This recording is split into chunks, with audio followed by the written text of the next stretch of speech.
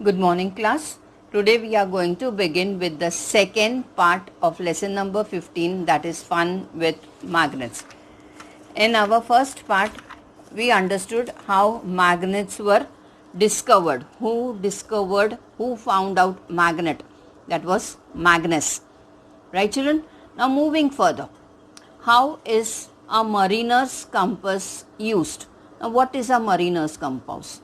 Mariner's compass is the compass means not your compass, beta. The you use it for your keeping your pen, pencil and scale, no? That not that compass. The compass which shows us directions. Now the mariner's compass means the compass used for finding out direction while traveling by the sea route. The marine means what? Water. So the people traveling through water, that is the sea route, they use this mariner's compass, okay, to find out the direction. Now it was known quite a long ago to people of China and Europe that a piece of magnetite hung freely, always settled in the north-south direction. Children, when you see a compass, no, the needle of the compass, the hand of the compass will always rest in the north-south direction. Same way when it is hung also, freely hung, it is not attached to anything, it will always settle down in the north-south direction. These rocks then came to be used for finding the directions while traveling through unknown regions. That is why they are also called lodestones. Meaning of lodestones is leading stones, leading the way, leading the road, leading the direction. What is the name? Lodestones, also known as leading stones. So leading stones and lodestones are one and the same. Understood? Now these magnets showing the direction, that is the magnetic compass, they were also known as lodestones or leading stones. This led to the invention of mariner's compass. When they found out that these magnets always settled in the north-south direction, then later on it was used in the mariner's compass.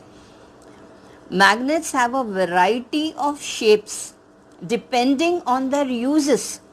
Today, magnets are used in many machines and gadgets or devices.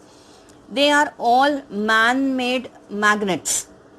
Find out where the magnets shown in the pictures below are used. Find out. It is fun. Really find out. Search. Nowadays magnets are used in almost all the gadgets. Your fridge, your TV, your washing machine, your speakers, everywhere. Now for fun's sake, find out where it is used and why it is used. Then bar magnets, disc magnets, horseshoe magnets, ring-shaped magnets, cylindrical magnets are also as small button magnets are the different shapes of magnets in everyday use. These are the names of the magnets. All are magnets. Bar magnet, horseshoe magnet, ring magnets. This is mariner's compass. Here this is the motherboard. It is there inside your TV. This is how where these magnets are used. So children, the names, if I ask you give me two names of the magnets, you can write bar magnets, disc magnets, horseshoe magnets, or ring shaped magnets, or cylindrical magnets, or button magnets also. Understood? These all are magnets used in everyday life. Sorry. Magnetism.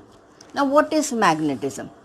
When a magnet attracts an object that is displaced due to magnetic force in places like factories, ports, garbage depots, large objects are shifted from place to place. For this purpose, cranes with magnets are used. Work is done by magnetic force. This shows that magnetism is a kind of energy. So what is magnetism? Magnetism is a kind of energy. Lots of works are done with the help of this property, magnetism, that is, this energy is used. Now what example is given here? Heavy loads are lifted with the help of crane. Now that is due to the magnets, the heavy loads get stuck. They don't fall down while shifting it from one place to another. Characteristics of a magnet. Now determine the direction in the class or laboratory. Tie a thread to the center of a bar magnet and hang it from a stand. Note the direction in which the magnet settles and turn it around again. Let it settle. Note the direction. Do this many times. What do you observe? Now here, this is a stand. Take a stand, take a thread, tie a bar magnet. This is a bar magnet, and you just shake it, move it, turn it. Then let it settle down on its own. When it settles down, when it rests, at that time note its direction. Again turn it. Do it several times and note down its direction and see the magic. What happens? It will always, I will not tell, you find out on your own. Find out what happens when you do this. A magnet always settles in the north-south direction. The end of a magnet that points to the north is called the North Pole. Understood, children? The end of the magnet which points out the north direction is called the North Pole, while the end that points out to the south is called the South Pole. The North Pole is indicated by the letter N, capital N, and the South Pole is by S, capital S. Now this is a bar magnet. You can see N and here it is S. This is the North Pole. This is the South Pole. You can see here north and south. Understood, children? Now place two iron fillings on a sheet of paper and pass a bar magnet over them. Pick up the bar magnet by holding it in the center. What do you see? Now you can see here in this diagram, the pins were kept in a dish. Now you can see this is the North Pole, this is the South Pole, right? Now where are the pins attached to the magnet? Towards the end, towards the North Pole and the South Pole, right? In between, can you see? No. In between we can't see the pins. From this experiment we can prove that the magnetic energy, the energy of a magnet is more towards its end. In the center also it is there, but it is very less. It is more towards the ends. Understood, children? That's why the iron fillings got stuck towards its end. Okay, children? So, children, in this experiment, what did we see? The maximum of the iron fillings have stuck to the end and very few in the center. Okay, children? Now, moving further, the magnetic force is concentrated at the two ends or poles of a magnet. It is concentrated at the two ends or poles of a magnet. Now, take a bar magnet that can be cut with scissor or knife. Take iron fillings on a sheet of a paper and place the magnet on it. Most of the iron fillings will be seen sticking to the poles. Now cut the magnet into two pieces as shown in the picture and place those pieces on the iron fillings. Pick up each of the pieces and observe. Now in this picture, in this diagram, you can see in the previous one bar magnet is there. Maximum ion fillings have attracted towards its end. Very few are there in the center. Now here we have cut the magnet into two pieces. We made two pieces of this bar magnet, and in both of these you can see the ion fillings have got attracted towards the end of both the magnets. Now here in the center, because it was joint, it had less magnetism. Now this is cut. Now this is cut into two pieces. Now here the energy is concentrated on the ends. So both the magnets have ion fillings on their ends. Understood, children? And from here, in this experiment, you can learn one more thing, that the poles of a magnet cannot be separated.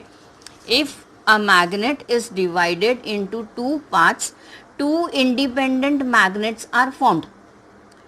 It means that two poles of a magnet cannot be separated from each other. Now, is it confusing? Little confusing? I'll explain. Now, we made two magnets. Now, here it was north and here it was south. Now, when we cut it, here becomes north, here becomes south.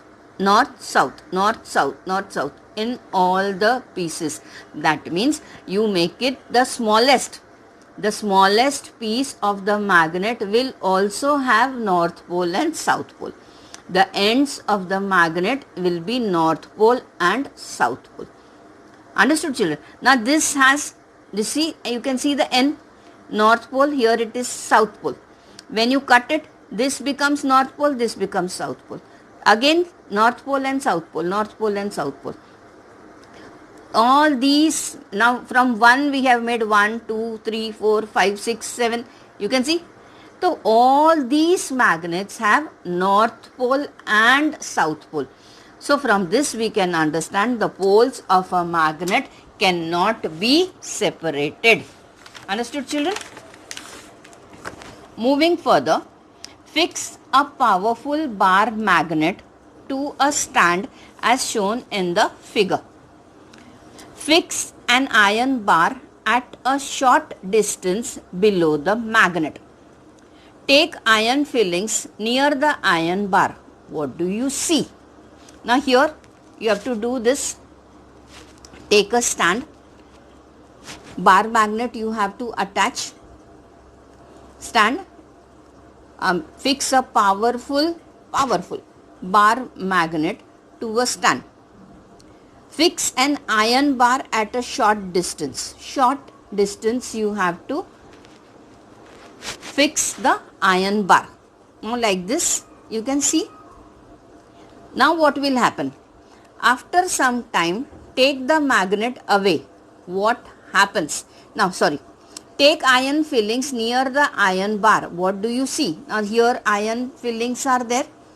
You can see this iron fillings getting attracted towards this iron bar. Here is the magnet, here is the iron bar, and here is the iron fillings. Small pieces, small particles of iron. Previously you are explained that small particles of iron is also iron. It has the property of iron.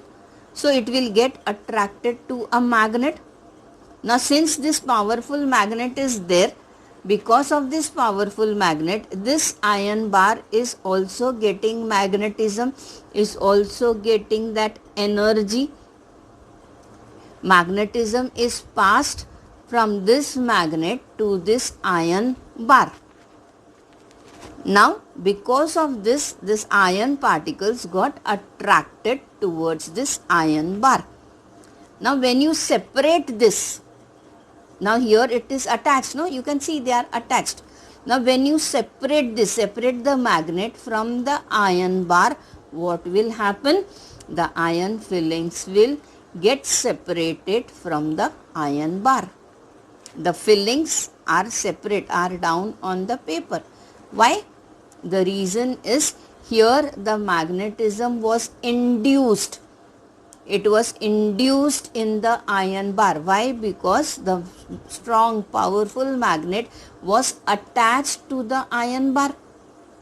That is the reason the iron fillings got stuck to the iron bar. Now when it is separated, you can see the iron fillings have left, or it is there on the paper. They are not getting attracted. Why? Because there is no magnetism. Magnet and iron bar are separated. So from this we have understood induced magnetism. A magnetic material acquires magnetism when placed near a magnet. This magnetism is called induced magnetism. Understood, children? This is called induced magnetism. Fifth point,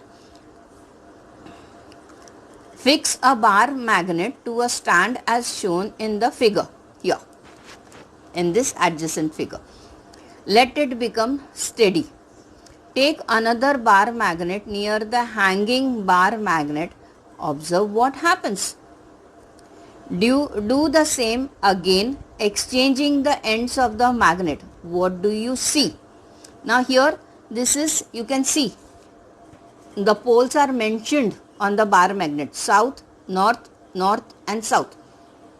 Now when these bar magnets are hung like this near each other, now the poles are same. When same means like, the other word for same is like. So instead of same poles, I can say like poles. When the like poles are kept next to each other, they will repel. Repel means they will go far away from each other. Repulsion.